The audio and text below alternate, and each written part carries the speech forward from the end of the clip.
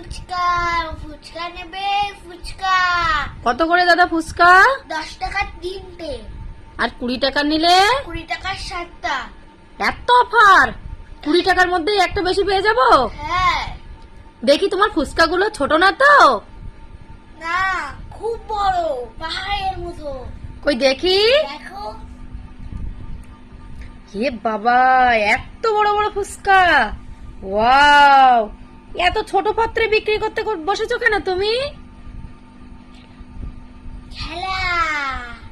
ও তাই, তুমি মেলায় নিয়ে বসেছো? হ্যাঁ।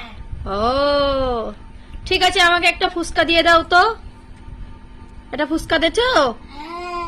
আচ্ছা ঠিক আছে, নাও নাও।